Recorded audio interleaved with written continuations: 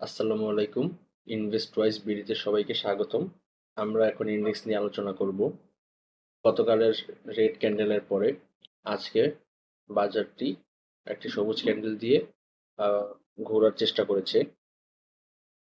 এখানে যে সাপোর্টটি ছিল 5,844, গতকাল যদিও এই সাপোর্টটি অল্প কিছু ব্রেক করে নিচে চলে এসেছে।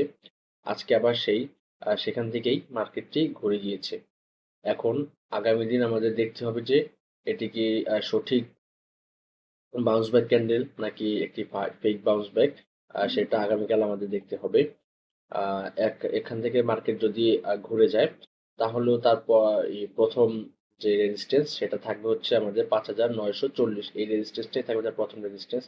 বা এখান থেকে যদি মার্কেট আবার কাল রেড ক্যান্ডেল দেয় তাহলেও তার সাপোর্ট থাকবে 5,775। অর্থাৎ মার্কেট এই দুইটা সাপোর্ট এবং রেজিস্ট্যান্সের মধ্যেই আপাতত ঘোরাঘুরি করার চেষ্টা করছে। কিন্তু আজকের ভলিউম কালকের থেকে একটু কমেছে এবং আজকের যে হিস্টোগ্রামের বার সেটাও কিন্তু রেড হয়েছে, যেটা পজিটিভ দিক নয়।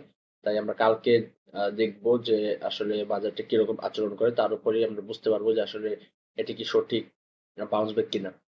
আমরা এখন কয়েকটি শেয়ার নিয়ে আলোচনা করব। তার মধ্যে প্রথমে রয়েছে সমরিতা হসপিটাল। সমরিতা হসপিটাল শেয়ারটি বর্তমানে এই যে অ্যাকোমোডেশন জোনের মধ্যে রয়েছে কিছুদিন, এবং আজকে সে এই অ্যাকোমোডেশন জোনটি ব্রেক করেছে। এখন যদি আগামীকাল যদি টেস্টে আসে তারপরে কেউ চাইলে এটি ওয়াচ লিস্টে রাখতে পারেন। কিন্তু খুব কাছে একটি রেজিস্ট্যান্স রয়েছে 106 টাকা 80 পয়সা। এই রেজিস্ট্যান্সটি তার একটি বড় রেজিস্ট্যান্স, অতীতের কয়েকবার এই রেজিস্ট্যান্সে সে বাধা পেয়েছে। আর এই রেজিস্ট্যান্সটি পার করতে পারলে তখন তার পরবর্তী টার্গেট থাকবে হচ্ছে 116 টাকা 50 পয়সা। তার পরবর্তী শেয়ার হচ্ছে আমাদের বেক্সিমকো। বেক্সিমকো নিয়ে আমাকে অনেকেই বলেছেন অ্যানালাইসিস দেওয়ার জন্য। বেক্সিমকো আমাদের এখানে একটি রেজিস্ট্যান্স আঁকা ছিল যেটা 27 টাকা 20 পয়সায়। এই রেজিস্ট্যান্সটি আজকে বেক্সিমকো ব্রেক করেছে, ব্রেক করে এবং ভলিউমও আজকে অনেক বেশি ছিল।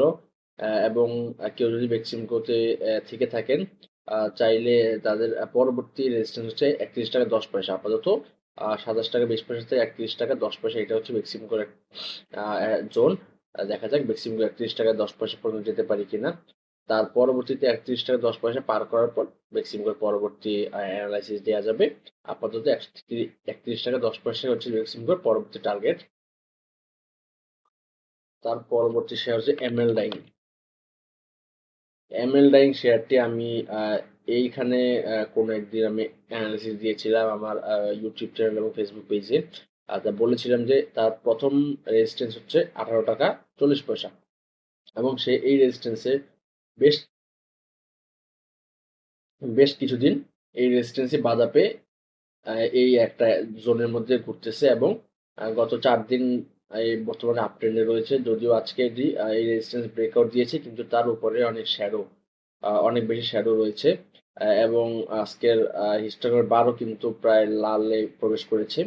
এখন দেখা যাক এই 18 টাকা 40 পয়সা এই জোনটাকে সে, এই যে রেজিস্ট্যান্স, এই রেজিস্ট্যান্স যদি সে ব্রেক করতে পারে তার পরবর্তীতে আমরা এমএলডিং এর পরবর্তী টার্গেট বা পরবর্তী অ্যানালাইসিস দিব। তার পরবর্তী শেয়ার হচ্ছে শার্প ইন্ডাস্ট্রি। শার্প ইন্ডাস্ট্রি কিন্তু অনেক বড় একটা আপট্রেন্ড কন্টিনিউ করেছে। আমরা প্রায় এখানে কোন একদিন বলেছিলাম যে শার্প ইন্ডাস্ট্রি প্রথম টার্গেট 37 টাকা 80 পয়সা, এবং শার্প ইন্ডাস্ট্রি এখানে এসে বাধা পেয়ে রিটেস্টে এসে তারপরে হাই ভলিউম নিয়ে এই যে 37 টাকা 80 পয়সা ব্রেক করার পর পরবর্তী রেজিস্ট্যান্স 42 টাকা 50 পয়সা, সেটাও সেখানে রেজিস্ট্যান্স বাধা পেয়ে আবারও নিচে এসে বর্তমানে এই রেজিস্ট্যান্সটাও ব্রেক করার প্রায় চেষ্টা করেছে। আজকে যদিও ব্রেক করে আবার নিচে চলে এসেছে, এবং আগামীকালকে আমাদের দেখতে হবে যে এই 42 টাকা 50 পয়সা রেজিস্ট্যান্সটা ব্রেক করতে পারি কিনা। এর পরবর্তী রেজিস্ট্যান্স হচ্ছে আমাদের 45 টাকা 40 পয়সা। আর 45 টাকা 40 পয়সা ব্রেক করার পর তার উপরে আরো অনেক যাওয়ার জায়গা রয়েছে, কিন্তু বর্তমানে আমাদের দেখতে হবে যে 42 টাকা 50 পয়সা রেজিস্ট্যান্সটা সে ব্রেক করতে পারে কিনা। আমাদের শেষ শেয়ার হচ্ছে পূরবী জেনারেল ইন্স্যুরেন্স। বর্তমানে ইন্স্যুরেন্স সেক্টরে একটা ভালো মুভমেন্ট রয়েছে, যার মধ্যে পূরবী জেনারেল ইন্স্যুরেন্সটা কয়েকদিন আপ ট্রেন্ড কন্টিনিউ করে বর্তমানটা অ্যাকোমোডেশন জোনের মধ্যেই ছিল, বা হচ্ছে এখন আহ, এখন আজকে বাজারের সাথে সাথে সেও একটি বাউন্স ব্যাক ক্যান্ডেল দিয়েছে। এখন এর যদি একটা ছোটখাটো এর একটা জোনের মধ্যে রয়েছে। এর বর্তমান প্রাইস হচ্ছে 32 টাকা 40 পয়সা। এর বর্তমান রেজিস্ট্যান্স হচ্ছে 34 টাকা 80 পয়সা। এই 34 টাকা 80 পয়সার পরে আশা করি সে আবারও তার বড় র্যালি দেওয়ার চেষ্টা করবে, কিন্তু আপাতত কেউ যদি পুরো বিজয় ইন্স্যুরেন্সে থাকেন তার 34 টাকা 80 পয়সা শর্ট একটা টার্গেট রেখে দিতে পারেন শেয়ারটি।